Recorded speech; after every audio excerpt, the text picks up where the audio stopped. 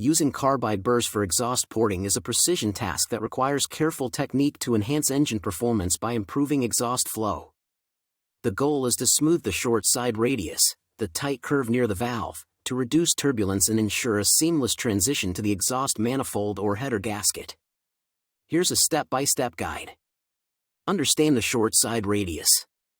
The short side radius is the tight, curved area of the exhaust port closest to the valve seat. This area is prone to turbulence due to its sharp transition, which can restrict exhaust flow and reduce engine efficiency. Smoothing this curve minimizes flow disruptions, allowing exhaust gases to exit more efficiently. Tools and preparation. Carbide burrs. Select high-quality carbide burrs, such as cylindrical, ball, or flame-shaped burrs, depending on the port's geometry. Double-cut burrs are ideal for controlled material removal, while single-cut burrs work for finer finishing. Die grinder. Use a pneumatic or electric die grinder with variable speed, 10,000 to 20,000 RPM for aluminum heads, lower for cast iron. Safety gear. Wear safety glasses, a dust mask, and gloves to protect against metal particles and dust. Gasket matching. Have the exhaust manifold or header gasket ready to use as a template for port matching. Cleaning supplies. Use compressed air and a shop vacuum to clear debris during and after porting. Initial setup. Secure the cylinder head. Mount the cylinder head securely on a workbench to prevent movement. Inspect the port. Examine the exhaust port, focusing on the short side radius. Note any casting imperfections, sharp edges, or restrictions. Mark the gasket outline. Place the exhaust manifold or header gasket over the port exit and trace its outline with a marker to guide material removal for port matching. Smoothing the short side radius. Select the right burr. A ball or flame-shaped carbide burr is ideal for working the tight curve of the short side radius. Start with a medium-sized burr, e.g., 1/4 inch or 3/8 inch diameter, for initial shaping.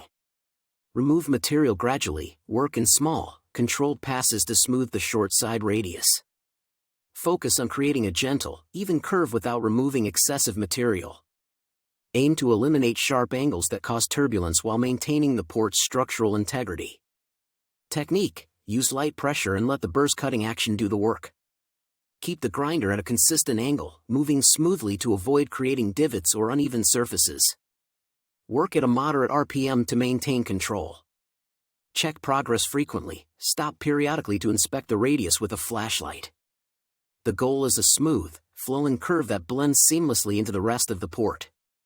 Avoid flattening the radius, as this can disrupt flow. Port matching to the gasket. Enlarge the port exit. Use a cylindrical or tapered carbide burr to remove material from the port exit to match the gasket outline.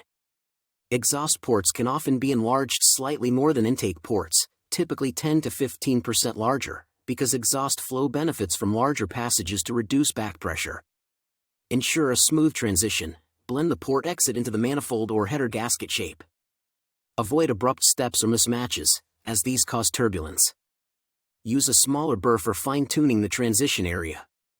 Test fit the gasket. Periodically place the gasket over the port to ensure the port exit matches its shape exactly. The transition should be seamless, with no overhang or mismatch. Finishing and polishing. Smooth the entire port. After shaping the short side radius and port exit, use a finer grit carbide burr or sanding rolls to polish the port surfaces. A smoother finish, not mirror polished, reduces friction and improves flow. Clean the port. Remove all metal shavings and debris using compressed air and a shop vacuum. Inspect the port for any remaining rough spots or inconsistencies. Verify flow. Optional if you have access to a flow bench. Test the port to confirm improved airflow compared to the stock configuration. Tips for success. Work conservatively. Remove material in small increments to avoid overporting, which can reduce exhaust velocity and harm performance. Maintain port shape. Keep the port's cross-sectional shape consistent to avoid creating low-velocity zones.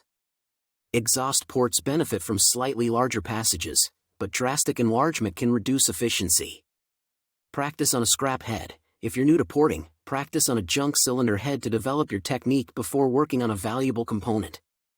Monitor heat. Prolonged grinding can generate heat, potentially warping aluminum heads. Take breaks to let the material cool. Visit our website. For a wide selection of high-quality carbide burrs suited for exhaust porting, visit our website.